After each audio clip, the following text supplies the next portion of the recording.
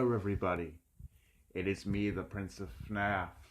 If you're new here, please consider hitting that subscribe button, and if you like what you see here, please hit the like button. And without further ado, I have a warning to share. Some of the content and things that we will talk about in this video are morbid and graphic. Any children watching, please click off the video, and let's move on. You have been warned. Viewer discretion is advised. So without further ado, everybody, it's me, the Prince of FNAF, and I wanted to talk about and review the book called Five Nights at Freddy's, The Silver Eyes. So I will be featuring some of my own fan art in this review, so enjoy that while we talk about Five Nights at Freddy's, The Silver Eyes. So that was a book that came out years ago.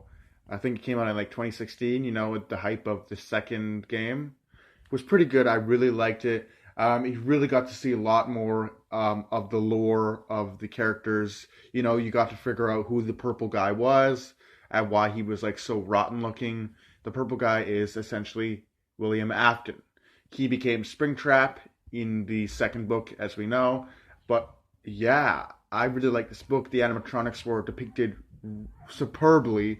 They were depicted as these possessed robots that were like, you know, they weren't evil, because we see when Foxy kidnapped Jason, he didn't kill Jason. He sort of kept him behind his stage so that Foxy was in front of him, almost as if he was protecting Jason. From what? Well, most likely Springtrap, aka William Afton. So yeah, we know that William Afton clearly killed the kids using the Spring Bonnie suit before it was referred to as Springtrap after it was, you know, destroyed and mangled up during Five Nights at Freddy's 3.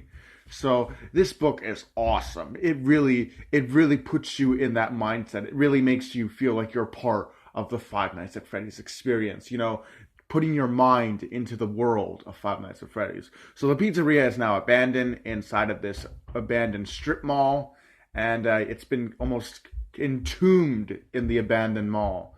And so they have to sneak in, and they almost get caught by a night guard who is guarding the place. And we later told that that night guard is actually William Afton, the killer who ended up killing the 5 children and putting them into the animatronics. Well, there wasn't really 5; there was more like 6 if you count, you know, Golden Freddy. But yeah, pretty dark. This book came really pretty dark. Like, you know, William Afton is pretty messed up. I mean, he says some fucked up things in the book that, like, you think you would hear from somebody who, you know, has seen some shit. You know, but yeah, we already knew that William Afton was the killer, so of course we had to expect to see some dark dialogue. You know, as he says that as he traps Jason in one of the suits, and he says, "If you move, this thing will snap, and all of these spring locks will go and pierce your flesh as you drown in your own blood." Like, Jesus Christ, William! Like, oh my God, I know you're a serial killer, but I didn't know you were that dark. You know.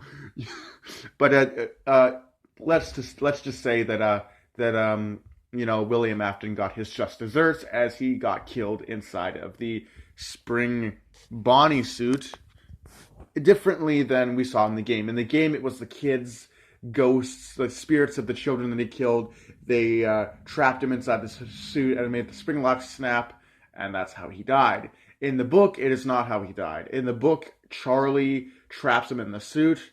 And after William says that iconic line, he goes, "They won't attack me because I am one of them."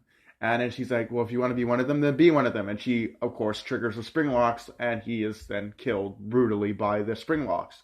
Because all of the suit, which is a spring lock suit, is held together by spring locks. So you can imagine how painful it is having spring locks jabbed through your joints. But that didn't kill him, because he eventually came back to life as the infamous Springtrap from Five Nights at Freddy's 3. So yeah, this book was just crazy. Absolutely bonkers. I enjoyed it. It was terrifying. It really felt like a Five Nights at Freddy's book. And then there was Five Nights at Freddy's The Fourth Closet. Oh, that was a nightmare. But I kind of enjoyed that book, to be honest. But yeah, this book was awesome. The characters are awesome. You had, Jessica, who was like, the pretty girl. You had Marla, who was like the kind of fat girl, but she was really likable. And then you had Jason, who was like the little kid. You had Lamar, who was like the geek. You had John, who was the love interest to Charlie, and Charlie was the love interest to John. You had Charlie, who was the main character. Then you had Charlie's dad, who was the creator of the animatronics. Then you had William Afton, who was Charlie's dad's business partner and helped create the animatronics as well. And yeah, and then we really get to see how dark the Five Nights at Freddy's pizzeria is, how dark Fazbear Entertainment is, and yeah. And the animatronics, the way they're written in this book, they really feel like a force to be reckoned with. As Foxy acts like the most savage animal ever. Like they all act like animals. They all act like they're primitive and mindless killing machines. But we later realize that they're kids, and probably due to the fact of being trapped in a pizzeria for so long, they have probably lost a lot of their humanity, turning into the very animals that they've been trapped inside for years to come. So yeah, this book was dark, but I loved it. It really brought the Five Nights at Freddy's lore to life. And yeah, reading it, I was just like, oh, that's how it happened, blah, blah, blah. And every time the animatronics would appear, I would hear that sound that they make whenever they're in the door. In Five Nights at Freddy's, you hear that sound, It's pretty creepy. And we even find out why Freddy makes that music sound when he kills you, is that there's a music box inside of his endoskeleton, which makes that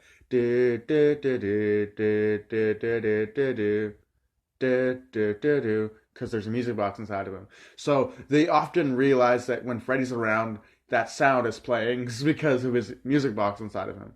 He is pretty creepy. Golden Freddy kind of acts like, the animatronic Jesus. The animatronics listen to Golden Freddy. They make Freddy seem like he's the leader, but no, that's not true. Golden Freddy is the leader. But yeah. So yeah, I really enjoyed this. I recommend that any of you Five Nights at Freddy's fans check it out. And yeah, I will see you guys in the next video. Do take care and stay safe. Don't let the animatronics come and get you in your sleep. Bye.